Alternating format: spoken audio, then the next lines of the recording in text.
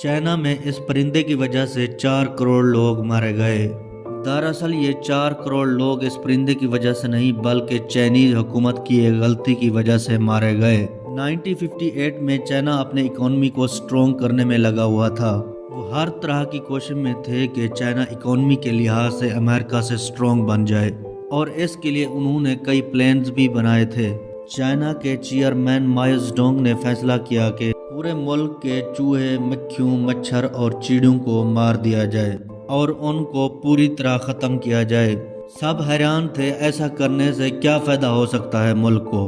ماؤ Zedong کا کہنا تھا کہ پولیس اسٹیشن سے ملک کو آگے نہیں لے جا سکتے، بلکہ عوام کو بھی دن رات محنت کرنی ہوگی۔ چوہے، مچھر، مکھیوں اور چیڑوں سے انسانوں میں بیماریاں پیدا ہوتی ہیں، اس سے ماحول خراب ہو جاتا ہے اور ملک کو کوئی فائدہ نہیں بلکہ نقصان ہے۔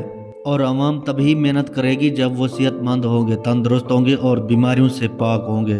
اس لیے پورے ملک سے ان کو ختم کیا جائے۔ اب سوال یہ آتا ہے کہ چلو مانتے ہیں مچھر، مکھیاں اور چوہوں سے بیماریاں پھیلتی ہیں، آخر ایک معصوم چڑیا سے کسی کو کیا نقصان ہو سکتا ہے؟ چڑیا کو اس لیے مارنے کا کہا گیا ہے کہ چائنیز میتھمیٹیشین نے حساب لگایا کہ ایک چڑیا سال میں 5 کلو دانہ کھاتی ہے، اور اگر حساب لگایا جائے تو ملک میں لاکھوں چڑیاں موجود ہیں، اور چائنا کے اگائے گئے ان فصلوں میں سے لاکھوں من یہ چڑیاں کھاتی ہیں۔ ان سے ملک کو 1 روپے کا بھی فائدہ نہیں ہے۔ اس لیے 18 مارچ 1958 کو اعلان کیا گیا کہ یہ 4 چیزیں جہاں بھی دکھے ان کو ختم کیا جائے اور ان کو مار دیا جائے۔ چائنیز گورنمنٹ کو یہ اندازہ نہیں تھا کہ یہ کتنی بڑی غلطی ہو سکتی ہے اور کس قدر بھیانک انجام ہو سکتے ہیں اس کے۔ خیر سبھی نے ایسا ہی کیا اور پورا ملک اسی کام پہ لگ گیا۔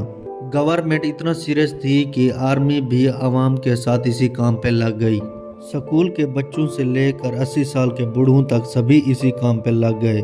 باقی چیزیں اتنا نہیں مری جتنا چڑیاں ماری گئیں، کیونکہ چوہے اپنے بلوں میں ہوا کرتے تھے اور مچھر اور مکھیوں کو جڑ سے ختم کرنا ناممکن تھا۔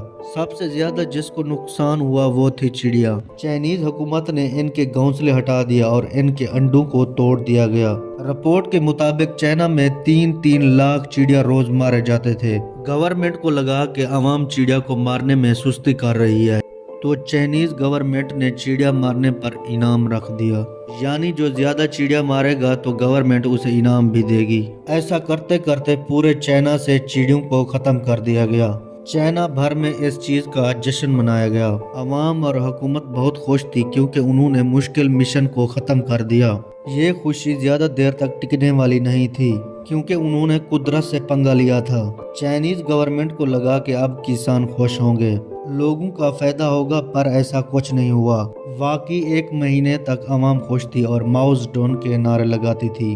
پھر وہی ہوا جس کی کسی کو بھی امید نہیں تھی۔ چائنا کی فصلیں طرح طرح کے کیڑوں سے بھر گئی تھی اور ان کیڑوں کی وجہ سے فصلیں تباہ ہو رہی تھی۔ چائنیز یہ بھول گئے تھے کہ چڑیا صرف دانوں کو نہیں کھاتی بلکہ یہ کیڑوں مکوڑوں کو بھی کھاتی ہے۔ چڑیا دانوں کو کھا رہی تھی تو فصلوں کی حفاظت بھی کر رہی تھی۔ خیر چائنیز گورنمنٹ نے طرح طرح کے کیمیکلز دیے فصلوں کو لگانے کے لیے تاکہ کیڑے نہ بیٹھیں ان کی فصلوں پہ، پر کیڑے اتنا مقدار میں تھے کہ ان سے کچھ نہیں فائدہ ہوا فصلوں کو، بلکہ فصلوں کو تیز کیمیکل لگانے سے فصلیں اور خراب ہونے لگیں۔ یہ کیڑے صرف گاؤں دیہات یا فصلوں میں نہیں تھے بلکہ پورے شہر میں پھیل گئے تھے۔ شہر کے لوگ بھی تنگ آ چکے تھے ان کیڑوں سے۔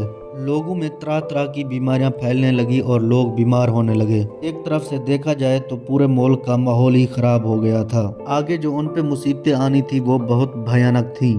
کچھ مہینے گزرنے کے بعد چائنا میں خوراک کی کمی ہونے لگی کیونکہ چائنا کی فصلیں تو ساری تباہ ہو گئی تھی۔ جو تھوڑا بہت بچا تو لوگوں نے اپنے گھروں میں رکھ لیا۔ اب پورے ملک میں کھانے کے لیے کچھ بچا ہی نہیں اور باقی کروڑوں لوگ چائنا میں بھوک کی وجہ سے مرنے لگے۔ فروری 1960 کو چائنا کو سمجھ آ گیا تھا کہ اس نے بہت بڑی غلطی کی ہے، اس لیے انہوں نے چڑیا کو مارنا بند کر دیا ہے، پر اب بہت دیر ہو چکی تھی۔